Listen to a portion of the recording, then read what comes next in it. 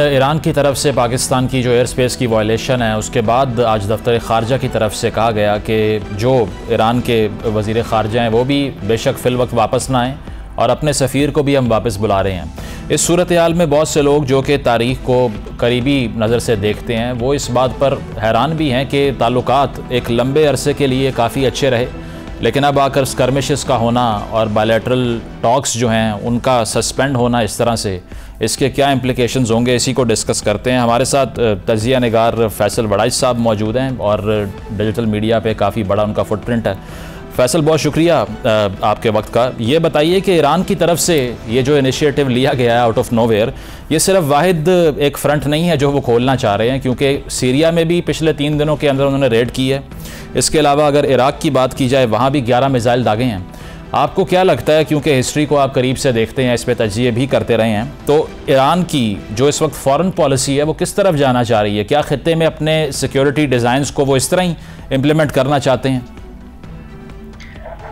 शुक्रिया मुजम्मिल। असल में जो नजरियाती स्टेट्स और नजरियाती लोग भी होते हैं उनके साथ सबसे बड़ा प्रॉब्लम यही हो जाता है कि जिस नजरिए को वो जिसका प्रचार करके वो ताकत में आए होते हैं या कायम होते हैं, उस नजरिए को जब वो मटीरियली डिफेंड नहीं कर पाते, जब उसका तहफ़्फ़ुज़ नहीं कर पाते, तो वो फिर इस तरह की हरकतों पर आते हैं जो इसका मतलब ये भी होता है कि वो अपने फेलियर के करीब हैं। अब आप जानते हैं कि ईरान की जो गवर्नमेंट है ये एक नेशन स्टेट की तरह की गवर्नमेंट नहीं है। ये वलायतुल फ़क़ीह की आइडियोलॉजी पर कायम 79 के बाद एक इनकलाब के जरिए आई हुई हुकूमत है। तो इसका स्टेटेड एजेंडा अपने कौमी परचम के साथ दूसरा परचम इनका मर्ग बर अमेरिका और मर्ग बर इसराइल होते हैं। और जहां भी आयतुल्लाह ख़ोमेनी और इनके टॉप लीडर्स बैठते हैं, पीछे उन्होंने गुंबद सगरा का और उसका बैतुल मक़दस का, मस्जिद अक्सा का उन्होंने पीछे बैनर लगाया होता है। तो इस सारे पिछले 40 साल से ऊपर के 44 ईयर्स में जब अब वक्त आया है कि इन्होंने डिफेंड करना था अपनी इस आइडियोलॉजी के एक कोर एस्पेक्ट को, कि जब वहां पर हमला हो रहा है फलस्तीन में और ये वहां एक फीडर भी, एक दूध का डब्बा भी, एक पानी का ग्लास भी नहीं भेज पा रहे, तो अब ये आइडियोलॉजी कोलैप्स हो रही है उनकी, कि जिस पे उन्होंने जिस जज्बातीपन में से एक बहुत अहम पॉइंट ये था, इस पे अपने साथ लोगों को मिला के एक इनकलाब लेकर आए थे जिस पर ये आज तक कायम भी हैं, उसको डिफेंड नहीं कर पा रहे। अब देखें, ये इराक पे हमला कर रहे हैं, पाकिस्तान पे हमला कर रहे हैं, उन ममालिक पे जो इनके लिए हॉस्टाइल एक अरसे से नहीं थे।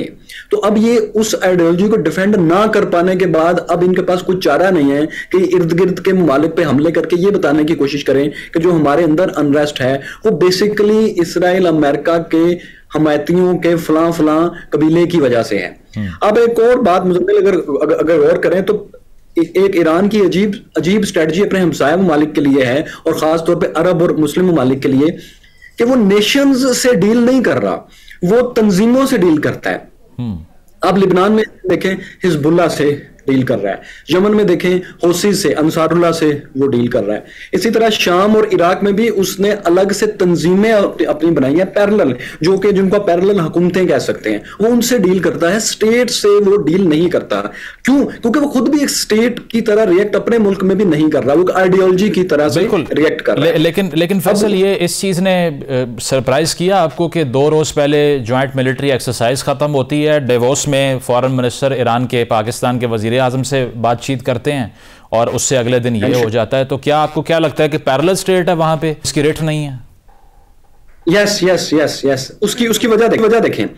असल में हमें यूं लगता है कि ईरान और पाकिस्तान के अवाम में कोई ऐसी दुश्मनी नहीं है, दोनों ज़ियारतों पर आते जाते रहते हैं, बहुत आम बात है, और दोनों के बड़े अच्छे रिलेशंस हैं। दुनिया में आप कहीं भी मिलते हैं तो पाकिस्तानी और ईरानी आपस में हॉस्टाइल नहीं होते, बहुत सबसे अच्छे फ्रेंड्स बनते हैं अगर एक दूसरे की जुबान को समझने लग जाए, या दोनों को अगर इंग्लिश आती है तो बहुत अच्छा ताल्लुकात होता है। लेकिन एक बात आप गौर करें, मुसलसल जब से इन्होंने कुलभूषण को गिरफ्तार किया था तब से सबके सामने ये बात आई कि पाकिस्तान के ईरान से अवामी रिलेशन और सियासी रिलेशन एक सतह पर हैं, लेकिन दोनों की एजेंसीज और दोनों का पावर सेक्टर हॉस्टाइल है, ये एक दूसरे को दुश्मन की नजर से देखते हैं। आप मुसलसल देखें कि कुलभूषण उस दिन उसकी प्रेस कॉन्फ्रेंस हमारी सिक्योरिटी एजेंसीज ने की जिस दिन ईरानी प्रेसिडेंट यहां आए हुए थे। इसी तरह ईरान ने जब ये जो आप बेशक मिलिट्री एक्सरसाइज हैं, लेकिन ये जाहिर है सियासी सतह पर तय होती हैं, इसके फौरन बाद ये सारा सारा अमल।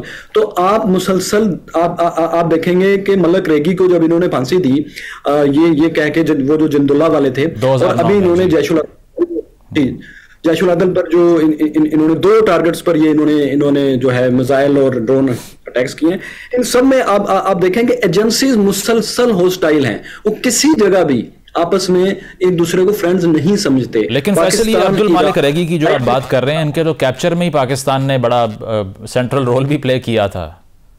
एग्जैक्टली मैं यही बात कह रहा हूं कि दोनों के बीच में एक अच्छा रिलेशन होने के बावजूद, जो कि इनकी सियासी गवर्नमेंट जो जब वो हुआ था 2009 में, आप देखें ये वही साल था जब इन्होंने सऊदी अरब से भी बड़े अच्छे ताल्लुकात करने की कोशिशें शुरू की थी, और ये उसका नतीजा था। लेकिन उससे पहले और उसके बाद मुसलसल एक दूसरे के लिए ये इनके अंदर एक दुश्मनी का बहुत स्ट्रॉन्ग एलिमेंट है, क्योंकि दोनों ये समझते हैं कि ये हमारे इंटरेस्ट के खिलाफ खित्ते में काम कर रहे हैं। और फैसल बिल्कुल फैसल, अमेरिका की जो सैंक्शंस हैं वो कितना रोल प्ले करती हैं इस चीज़ में? क्योंकि आपने कहा कि ईरानियन स्टेट एक नेशन स्टेट की तरह, मॉडर्न स्टेट की तरह फंक्शन नहीं करती, तो आपको लगता है कि यूएस सैंक्शंस जो हैं वो उनको मजीद फोर्स करती हैं, कॉर्नर करती हैं कि वो अल्टरनेटिव मीन्स ढूंढें इंगेज करने में लोगों से?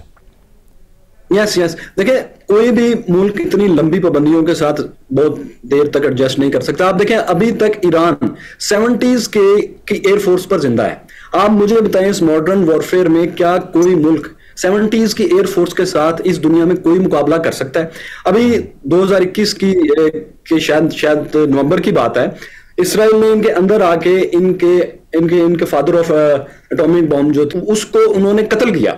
उसके बाद जब इन्होंने सुलेमानी को कत्ल किया उधर इराक में एक ड्रोन हमले में, इन सब के बाद ईरान ने बड़ा स्ट्रॉन्ग वर्बल तो उसने जवाब दिया, लेकिन उसका कोई मिलिट्री जवाब, उसको रिस्पॉन्स नहीं दे सका, क्योंकि इससे आपको पता लगता है कि इनकी मिलिट्री पावर, इनकी इंटेलिजेंस पावर अमेरिका और इसराइल जो इनके स्टेटेड एनिमी हैं वहां बहुत वीक है, और इसके दुश्मनों की जो इंटेलिजेंस पावर है, जो उनकी इंटेलिजेंस रीच है, वो बहुत ही ज्यादा है। बेशक वो सर्वेलेंस की हो, बेशक वो आर्म्स की हो, वो इनके मुल्क के अंदर आकर भी अटैक कर सकते हैं। लेकिन ईरान से जब ये नहीं होता तो वो फिर अपने दोस्त मुल्कों को, हमसाया मुल्कों पर इस तरह का अटैक करता है, ठीक है, इसके जवाब में फुल स्केल वॉर ना छिड़ सके। जी, और फैसल ये लास्ट क्वेश्चन, अब आगे जाते हुए पाकिस्तान को क्या स्ट्रेटजी अपनानी है? क्योंकि हमने अगर सफ़ीर को निकालना था उसके बारे में भी दफ्तर खारजा ने बयान दे दिया, अपना सफ़ीर वापस बुलवा लिया, डिप्लोमेटिक रिस्पॉन्स तो यही होता है। अब क्या सिक्योरिटी काउंसिल में जाएं, या फिर जो लोगों का फियर है कि कहीं ऐसा ना हो कि एक और हॉट बॉर्डर क्रिएट हो जाए, यहाँ पर भी कशीदगी बढ़ जाए अफगान बॉर्डर की तरह, हिंदुस्तान के बॉर्डर की तरह? अच्छा और आइडियल रिस्पॉन्स क्या होगा अकॉर्डिंग टू यू? देखिए, मेरे ख्याल में आइडियल जो रिस्पॉन्स है एक स्टेट का, मेरे ख्याल में, मैं नहीं कह सकता कि पाकिस्तानी पॉलिसी क्या होगी, लेकिन जो पाकिस्तान ने अब तक कर दिया है, मेरा ख्याल है कि एक अच्छे और पीसफुल मुल्क की तरह ये इनफ है कि आपने उनका सफीर निकाल दिया और अपना सफीर वापस बुला लिया। ये डिप्लोमेटिकली पाकिस्तान का मॉरल हाई ग्राउंड पाकिस्तान ने ले लिया है। लेकिन अगर मैं पाकिस्तानी फौज की हिस्ट्री, इस सब चीजों को देखूं, तो मेरे लिए बहुत अजीब होगा अगर पाकिस्तान इसका नॉन काइनेटिक रिस्पॉन्स ना करे, यानी कि ऐसे अटैक ना करे जिनमें वहां जाने तो ना जाएं, लेकिन ईरानी बेसिस के दाएं बाएं पाकिस्तान कुछ मिसाइल जरूर फायर करेगा, ये मैं एक्सपेक्ट कर रहा हूं। उससे ये बताना मकसूद होगा कि हम आपके लोगों को तो नहीं मार रहे, लेकिन देखें हमारे अंदर सलाहियत है।